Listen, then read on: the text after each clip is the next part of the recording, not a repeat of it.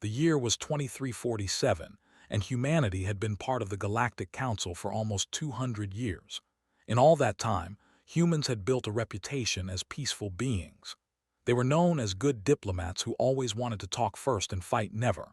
They helped other species when they could. They shared their food and medicine with those who needed it. They sent teachers to worlds that asked for help. Many alien species saw this kindness and thought it meant humans were weak. They thought humans were afraid to fight. They were very wrong about this. Admiral Daniel Cooper was a tall man with gray hair and tired eyes. He had served in the human fleet for 35 years. In all that time, he had never fired a weapon in anger.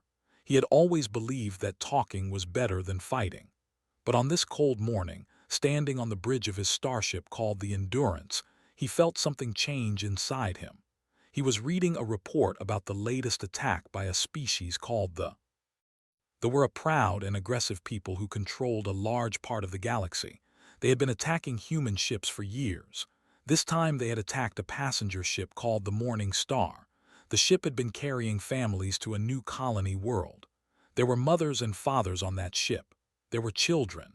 There were old people who just wanted to see a new world before they died. They had killed them all. 812 people were dead. The youngest victim was a baby girl who was only 4 months old. Daniel read the names of the dead one by one. He made himself do this because he believed someone should remember them. When he finished, his hands were shaking, not from fear, from something else, something he had not felt in a very long time. Commander Lisa Morgan walked up to him. She was his second in command and his friend. Her face was pale and her eyes were red. She had been crying, but she would never admit it. She handed him another report. "The council rejected our request again," she said. Her voice was flat and empty. "The ambassador told them it was all a mistake. He said the Morning Star was in restricted space. He said the attack was an accident." Daniel did not say anything for a long moment. He just looked at the report in his hands. This was the 17th time they had attacked human civilians. This was the 17th time humanity had asked the council for help. And this was the 17th time the council had done nothing. "Get me Secretary Hayes," Daniel said quietly. "Use the secure channel." Back on Earth, Secretary of Defense Hayes was already in a meeting. The room was deep underground in a place that most people did not know existed. President Shaw sat at the head of a long table. She was a small woman with short brown hair and sharp eyes.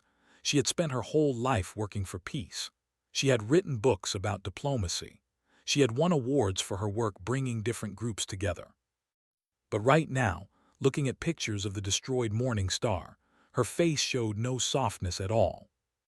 Around the table sat generals and admirals and diplomats. All of them were silent. All of them were looking at the same pictures, the wreckage of the ship, the bodies floating in space, the rescue teams who had arrived too late to save anyone. "How many times?" President Shaw asked. Her voice was quiet, but everyone heard her clearly. "How many times have we asked for peace?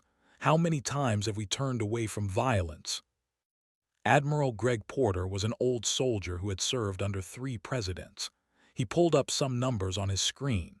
17 major attacks in 30 years, Madam President, over 6,000 civilian deaths. We have filed 43 formal complaints with the Council. We have requested mediation 12 times. We have offered to negotiate directly with the 8 times. Every single time, we were ignored or rejected. President Shaw nodded slowly. She looked around the table at all the faces watching her. These people had dedicated their lives to keeping humanity safe. They had worked so hard to maintain peace. But peace only works when both sides want it. "They think we are weak," she said. "They think our patience means we cannot fight. They think our kindness means we will never hurt them. The Council thinks the same thing.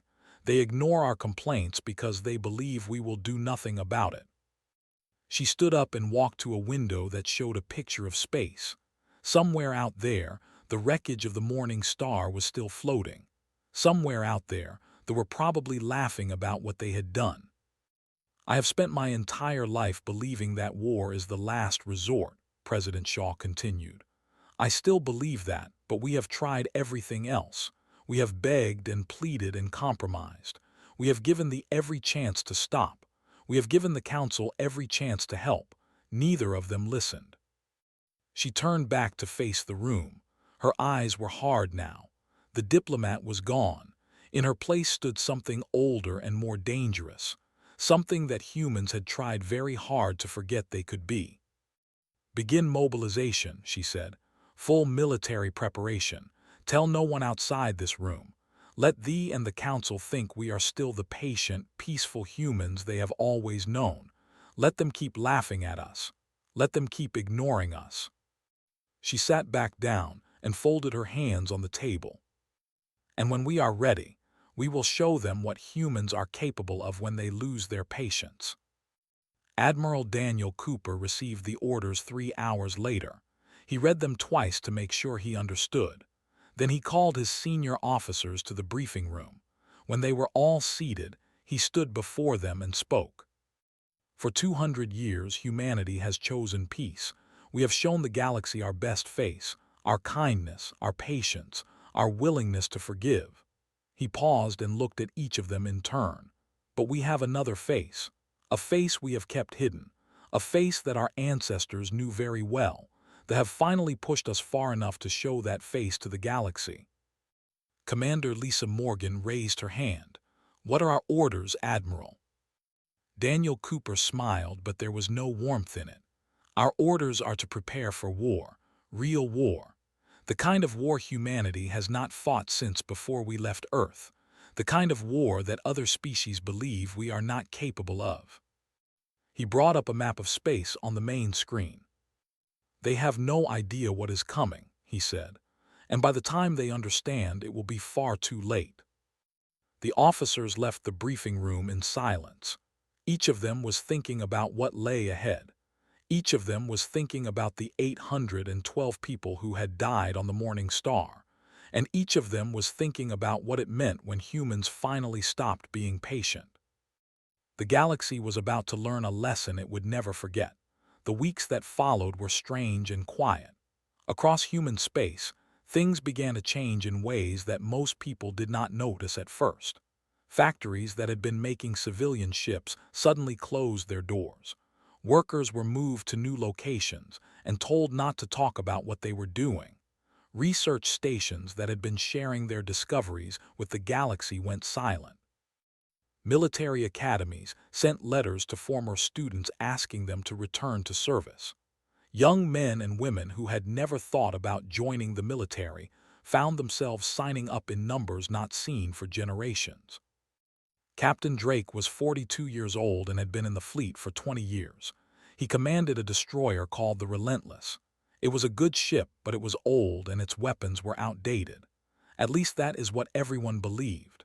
But 2 weeks after the Morning Star attack, received orders to bring his ship to a secret shipyard hidden inside an asteroid field. When he arrived, he could not believe what he saw.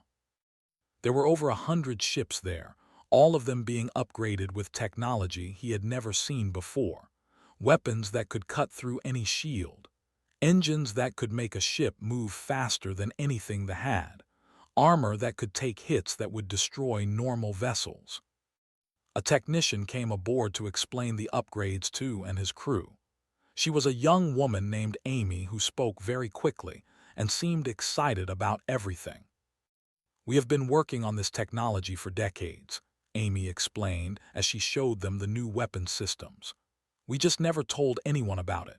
The Council thinks human ships are weak and slow. They think our weapons are barely better than what we had when we first joined them. They have no idea that we have been improving in secret this whole time. Looked at the weapon controls and shook his head in wonder. Why did we hide this? Why not show the Council what we could do? Amy stopped smiling for a moment. Because we hoped we would never need to use it. Our leaders wanted peace. They thought if we showed our real power, other species would fear us. They thought fear would lead to more violence, not less. So we kept it hidden and hoped that kindness would be enough. She looked out the window at all the other ships being upgraded. But kindness was not enough. The proved that, so now we stop hiding. Across human space, the same scene was happening over and over. Ships were upgraded, soldiers were trained, weapons were tested. All of it happened in secret. All of it happened in silence. They had no idea. The Council had no idea. They all thought humans were still the same peaceful beings they had always been. Ambassador Fletcher was a friendly man who liked to smile and tell jokes. He had represented humanity at the Galactic Council for 15 years. He was very good at making other species feel comfortable around him. He was also very good at lying when he needed to. For the past month, he had been lying constantly. The ambassador was a large creature named who had scales like a snake and teeth like a shark. He was rude and aggressive, and he enjoyed making fun of humans at council meetings. One day, approached in the hallway outside the council chamber. "I hear your military is doing something unusual," said. His voice was like rocks grinding together. "Ships moving around, factories closing. What are you planning, little human?" Smiled his most friendly smile. "Oh, nothing important, just some reorganization. You know how it is. Paperwork and bureaucracy, very boring stuff." Leaned closer. He was trying to intimidate with his size and his sharp teeth. "I hope you are not thinking about revenge for that ship we destroyed. What was it called? The Morning Star. Such a silly name for a ship full of dead people." Kept smiling even though his heart was full of cold anger. "Revenge? No, no, we are peaceful people, you know that. We have filed our complaint with the council. We trust the process." Laughed. It was an ugly sound. The process. Yes, the process that has never punished us once in 30 years. The process that lets us do whatever we want because you humans are too weak to stop us. He walked away still laughing. Watched him go. His smile never changed, but his eyes were hard as stone. "Laugh while you can," whispered to himself. "You will not be laughing much longer." The mobilization continued for 3 more months. During that time, they attacked 2 more human cargo ships. They killed another 150 people. Each time, humanity filed a complaint. Each time, the council did nothing. Each time, they laughed louder. Admiral Daniel Cooper spent those months preparing his fleet. He ran training exercises day and night. His crews practiced battle formations until they could do them in their sleep. They tested the new weapons until every gunner knew exactly how much damage they could do. They studied tactics and found all their weaknesses. Commander Lisa Morgan worked harder than anyone. She had lost her younger brother on the Morning Star. He had been a doctor traveling to the new colony to help set up a hospital. He had been 29 years old and full of hope for the future. They had taken all of that away. "Are we ready?" Daniel asked her one evening as they looked at the final battle plans. Lisa nodded. "We are ready. The question is whether we can do what needs to be done." Daniel understood what she meant. Humans had not fought a real war in centuries. They had become comfortable with peace. Some people worried that when the fighting started, humans would hesitate. They would remember their peaceful ways and hold back. "We will do what needs to be done," Daniel said firmly. "For everyone we have lost, for everyone we want to protect, we will not hesitate." The final orders came on a Tuesday morning. Operation Silent Thunder was approved. 200 warships would attack the home system. They would destroy the military and end the threat forever. But they would not kill civilians. They would not bomb cities. They would show the galaxy that humans could be strong without being cruel. Captain Drake gathered his crew one last time before they jumped to faster than light speed. "I know many of you are scared," he said. "I am scared too. But I also know why we are doing this. We are doing this for the people of the Morning Star. We are doing this for everyone they have killed. We are doing this so that no human ever has to live in fear of these monsters again." He looked at their faces, young and old, men and women, all of them ready to fight. "Today we stop being victims. Today we remind the galaxy who humans really are. Not just diplomats, Not just teachers and healers. We are also warriors when we need to be. And they are about to find out just how good we are at war. The fleet jumped to faster than light speed. 200 ships carrying thousands of humans who had finally lost their patience. They had no idea they were coming. The galaxy had no idea everything was about to change. The time for talking was over. The time for action had begun. The attack began on a quiet morning when the twin suns of the home system were just rising over their capital city. The people were going about their normal lives. Workers were traveling to their jobs. Children were going to their schools. Soldiers were eating breakfast in their bases, confident that no enemy would ever dare to attack them at home. They had ruled their part of space for over 1,000 years. They had conquered dozens of weaker species. They had never lost a war. They believed they were invincible. They were wrong. 200 human warships dropped out of faster-than-light travel at exactly the same moment. They appeared in a perfect circle around the planet, positioned so precisely that it seemed impossible. No fleet had ever managed such coordination before. The sensors detected them immediately, but it took several minutes for anyone to understand what they were seeing. Supreme Commander Thorax was eating his morning meal when his aide rushed into the room. The aide was young, and his scales were pale with fear. "Sir, we have contacts, many contacts, around the—" Thorax put down his food and frowned. "How many contacts? A patrol, some traitors who jumped to the wrong location." The aide swallowed hard. 200 warships, sir, human warships. They have surrounded the planet." Thorax laughed. It was a short, harsh sound. "Human warships? That is impossible. Humans do not have 200 warships.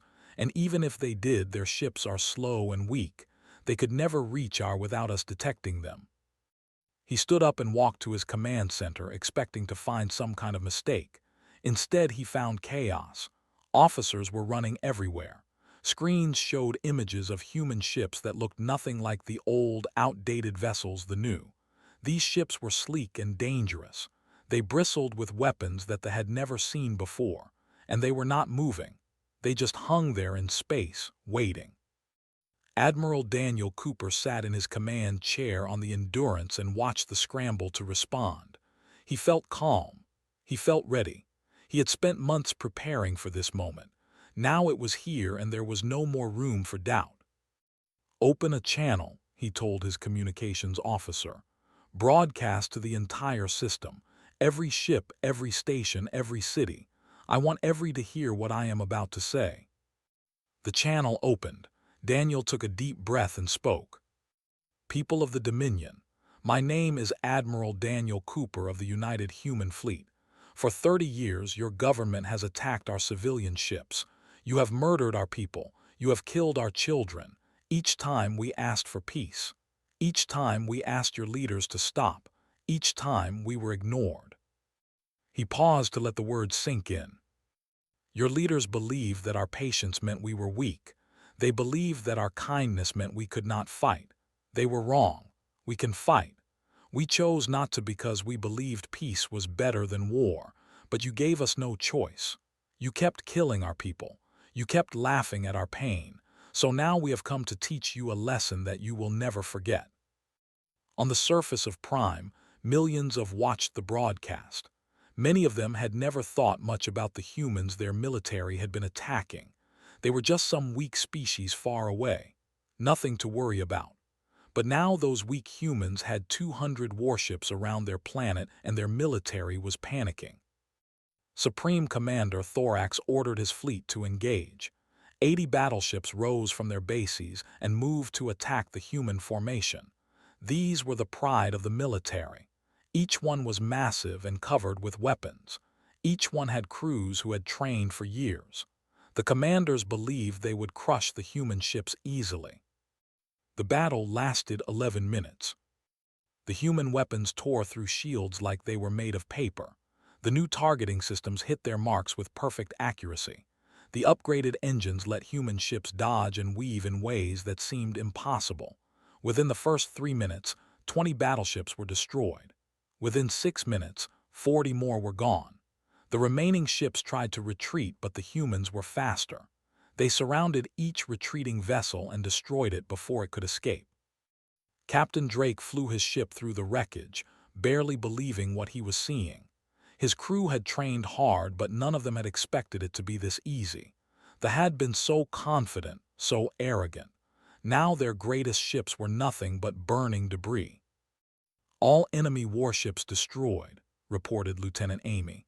"Our casualties are 4 ships damaged, 0 lost. Admiral Cooper is giving orders for the next phase." The next phase was the destruction of every military base and weapon platform in the system. This took longer because the humans were very careful. They only targeted military facilities. They did not touch civilian areas. They did not bomb cities or destroy power plants or poison water supplies. They could have done all of those things. Other species would have done all of those things, but humans were not other species. Commander Lisa Morgan led the strike team that destroyed the main military headquarters. As her weapons turned the building to dust, she thought about her brother. She thought about how scared he must have been in his final moments on the Morning Star. She thought about all the other people who had died because the believed humans would never fight back. "This is for you," she whispered. "This is for all of them." By midday it was over.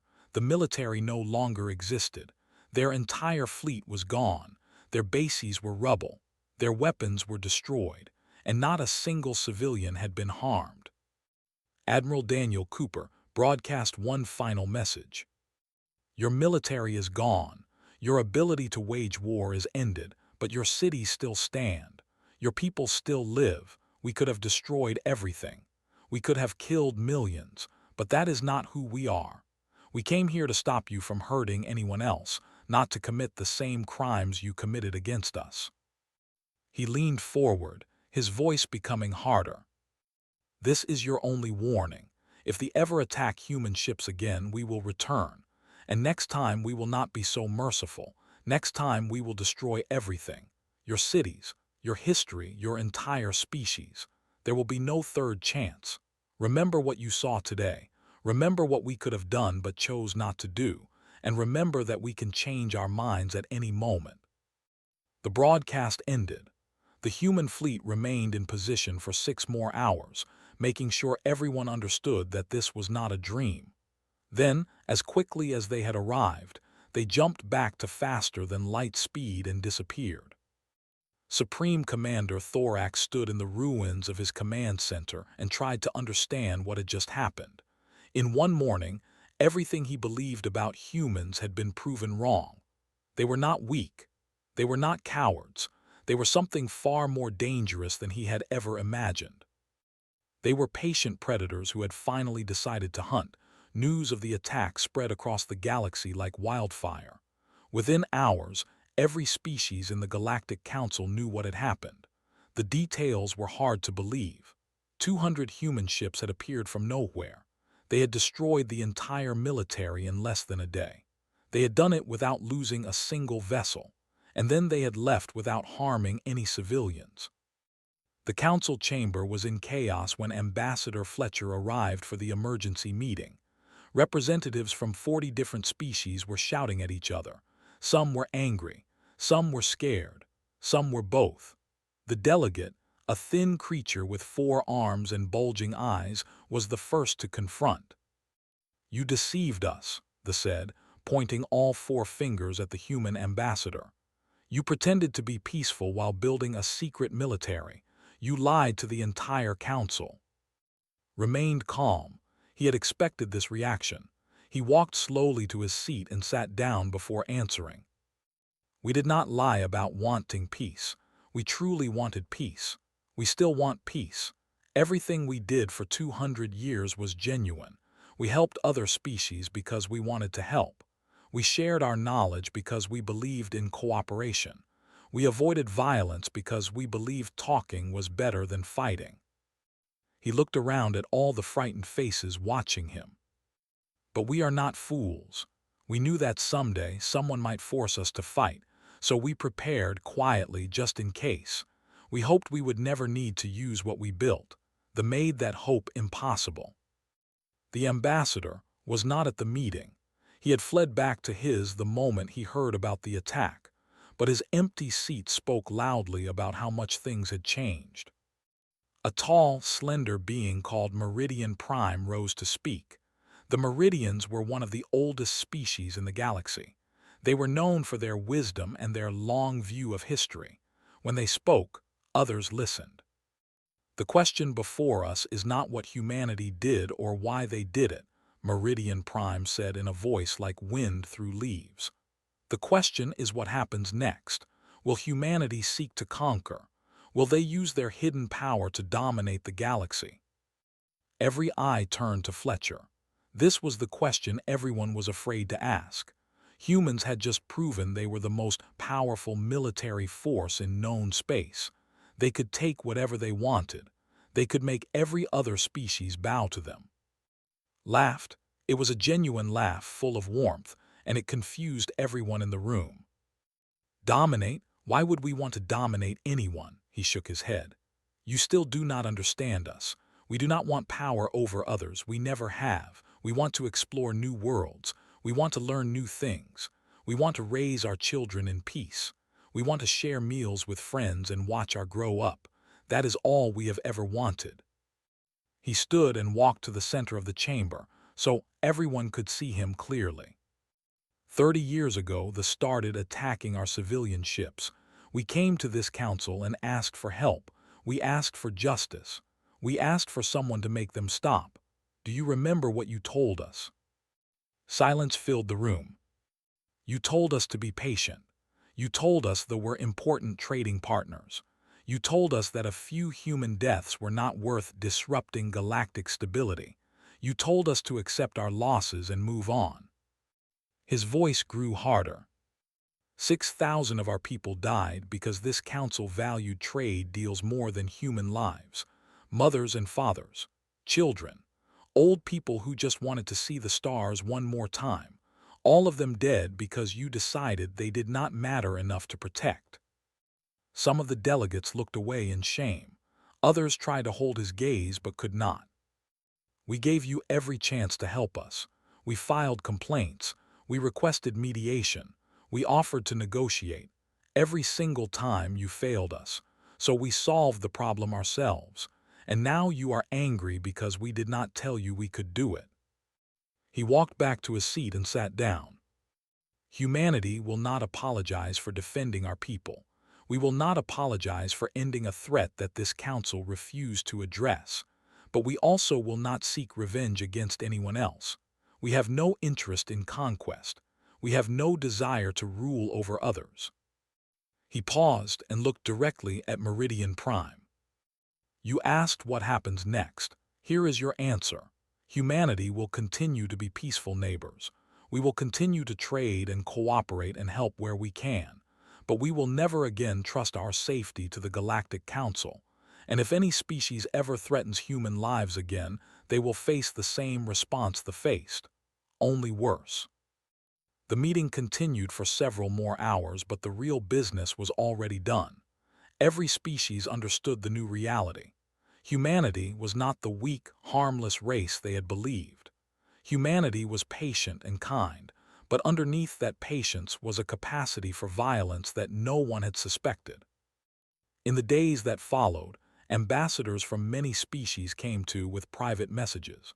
Some offered apologies for how they had treated humanity in the past. Some offered new trade agreements and promises of friendship.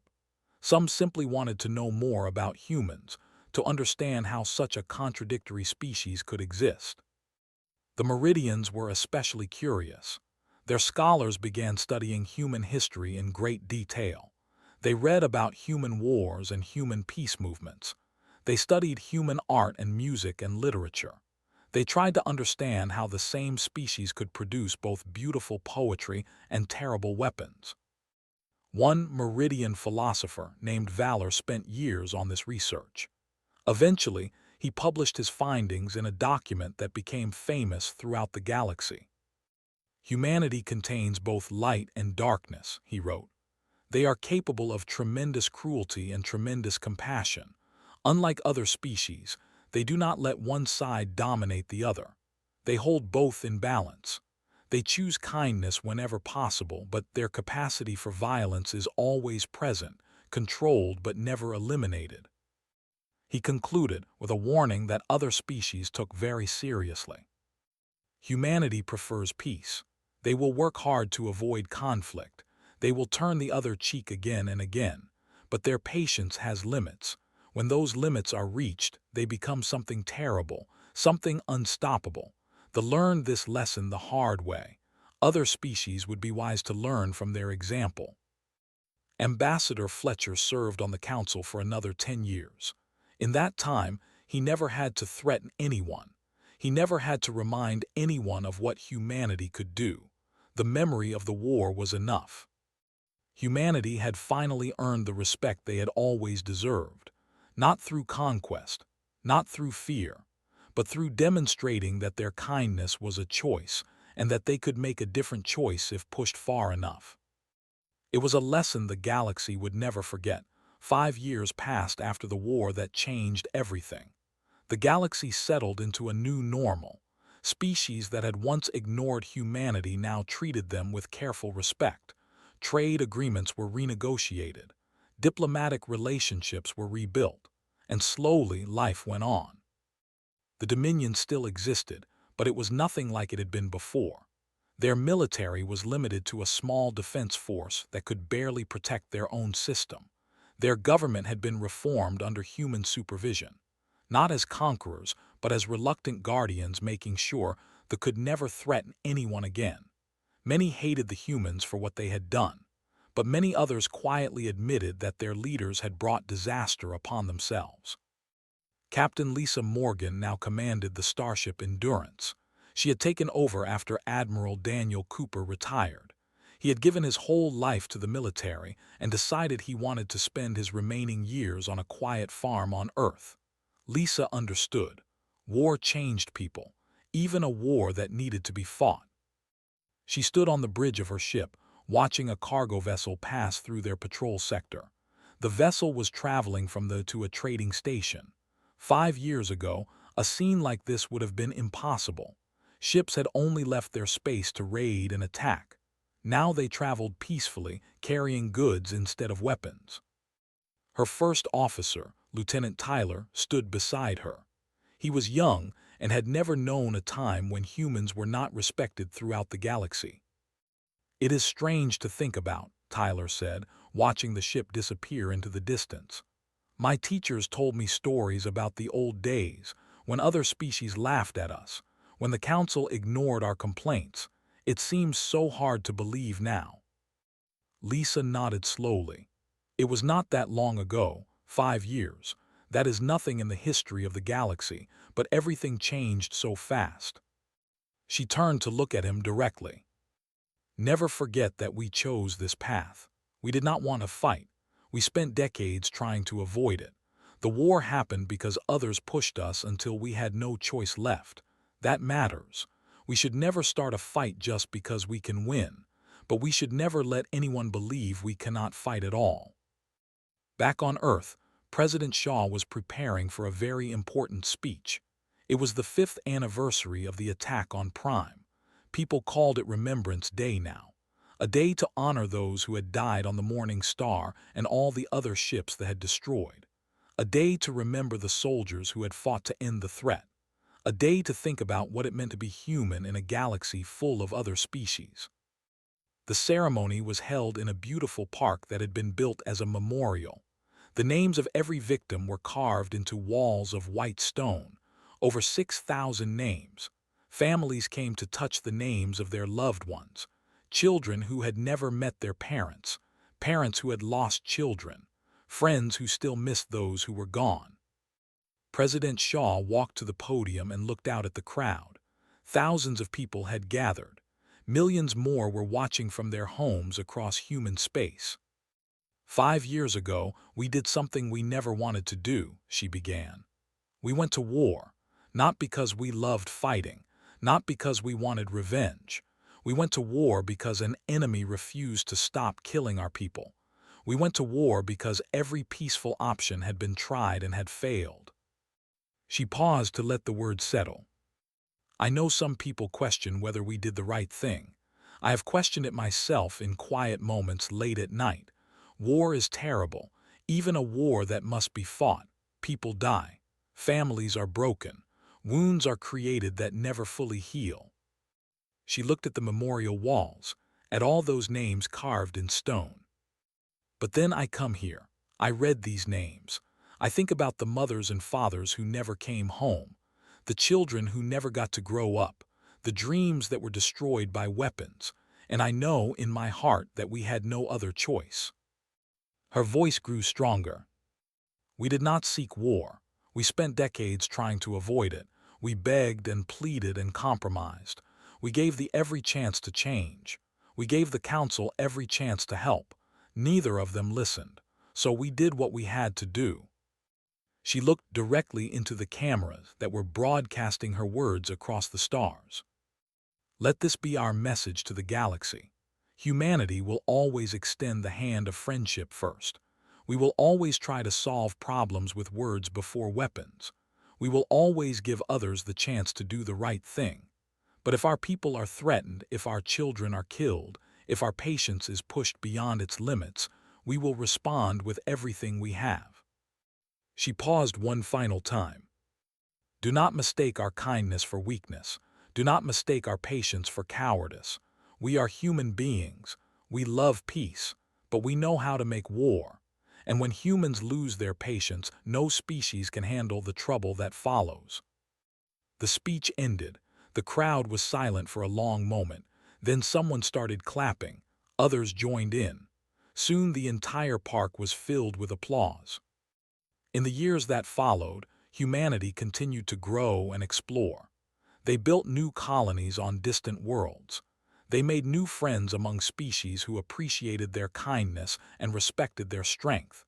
They helped rebuild the society, turning former enemies into something like partners.